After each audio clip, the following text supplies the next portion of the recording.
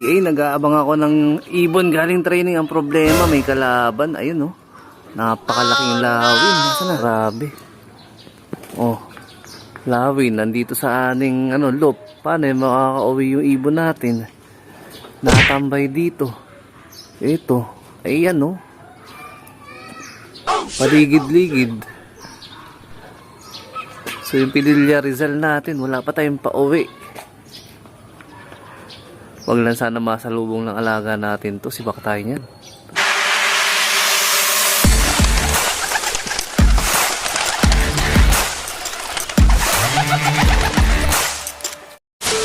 Good day mga ka-EA. So for today's video, abangan na first club training natin sa BFRC at ang bitaw dyan sa may Padilla Rizal. So yung huli nating training dun sa ating warrior is sa Kainta nga. So nag-effort pa tayo noon dahil naiwan nga tayo ng truck noon. Di na tayo nakapagpasabay noon.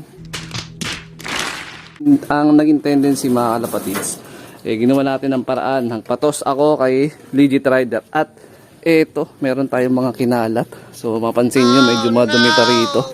Di pa tatapos kasi lilinisin ko pa yung pinakagilid ng kawayan. So alam nyo naman siguro kung anong purpose ng kawayan, no? So susubukan na rin natin i-apply sa loop.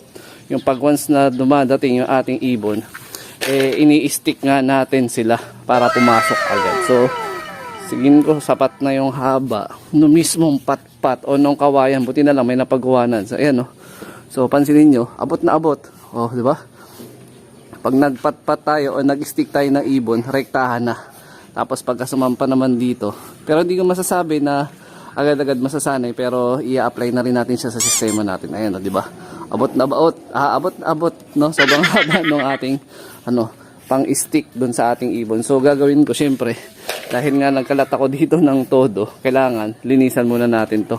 So nag-release yung club namin dyan sa may Padilla Rizal ng 6:30 ng umaga. So time check natin 7:12 AM na. So possible pa uwian natin yan mga after 1 hour. So 7:30 expected na pauwian natin mga kalapatids. Yung air distance ng Padilla Rizal pabalik dito sa San Jose del Monte is nasa 50 kilometers na agad.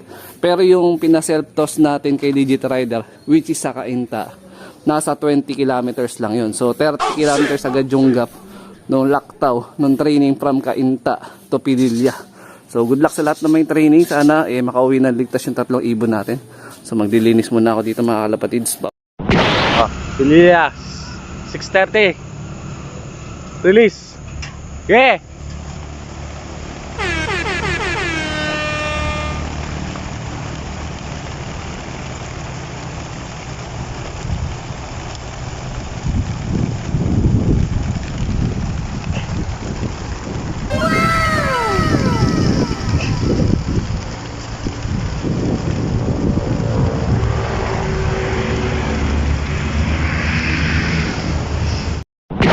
Time check natin.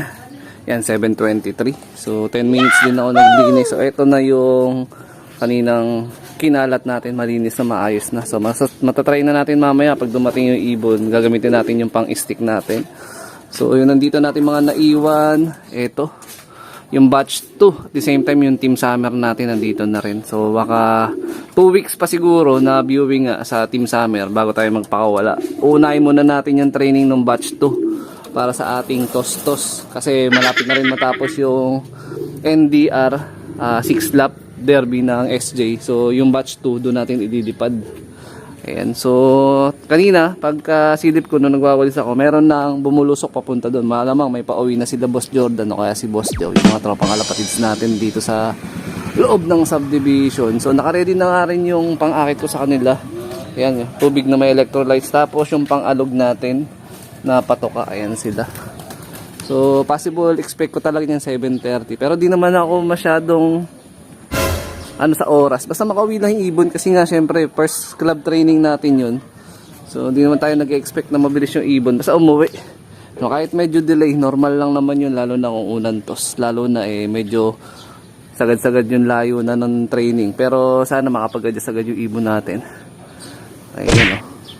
So nakita nyo yung release dun sa Padilla, ganda na sikat ng araw. Ayun, tatlo ibon natin dun, si Hanzo, si Miss Puyo, tsaka si Tisay 2. Ayan, so wala pa. Check muna tayo. 7:35 AM na. So ito, pinatuka ko na yung mga ibon dito kasi ang oras talaga ng kain nila dito 7:30 o 7:30 pasado. So hindi na natin pwedeng antayin pa yung tatlong warrior. Mukhang madidelay, baka alas 8 pa mag-uwian yun. Baka abutin pa sila ng 1.5 oras bago makauwi. Okay, so kailangan din natin agad mag-asikaso, pero pipilitin natin na mabidyohan yung arrival nila. So ito yung binibigay natin pagka umaga, Style Dabarkads TV and Stag Developer. Ayan, para sa ating kumparing Kyud Bake. Ayan, 75 years later. time check tayo mga ka-EA. 8:10 AM na. So paalis na kami ni Mrs. Yung aking ibon, yung tatlo, aba, wala pa kahit isa. Pero yung mga ibang kalapatids natin, syempre, meron na silang pauwi. Ewan ko ba, ano ba nangyari dun sa tatlo na yon? Nasa 50 kilometers lang naman yung bito, pero hindi sila nakauwi. So, antayin natin sila hanggang mamaya. Sana bago magtanghali, nandito na sila. No? So, ano kaya nangyari dun? Pero yung percentage ng pauwian dun sa ibang kalapatids natin, medyo mababa pa rin. Parang yung iba 11 out of 4, tapos yung isa natin to mga kalapatids 5 out of 8. So tayo 0 out of 3. Lots pa. So bahala na si nanay, mamaya a-update na lang ako. So ako, papasok na ako ng trabaho.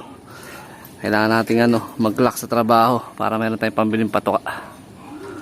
Tama po ba yun? The next day. Daytime mga ka-EA. So inabot tayo ng kinabukasan. So ito yung resulta nung training natin kahapon. Kasi nga maaga rin na sakto yung pasok ko kahapon. So di pa nga ako nakapaglinis ng ating flyers loop. So sakto yung pag-alis ko kahapon ng eksaktong alas 8:30. Meron tayong pauwi na isa, which is si Miss Puyo. Ayun, hanapin natin si Miss Puyo. At meron tayong dumating ngayong umaga lang, which is kaninang mga around 5:40. Medyo madilim pa. Ito ang kauuwi lang. Ayan, no? Hindi naman siya tumukod. Wala naman putik yung kanyang mga paa. Ito kauuwi lang ni Hanzo.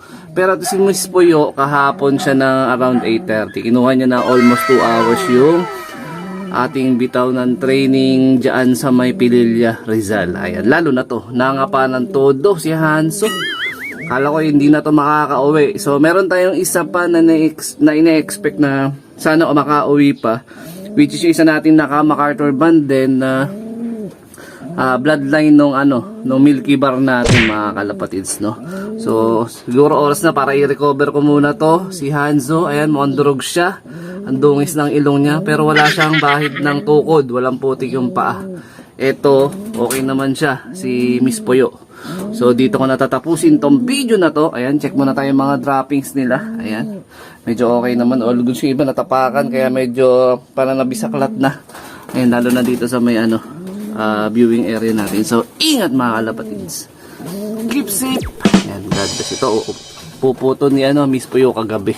Ayan, dito siya nakaparks. Ito kakauwi lang kasi, pero buti na lang recover muna tayo. Bawi tayo sa next training.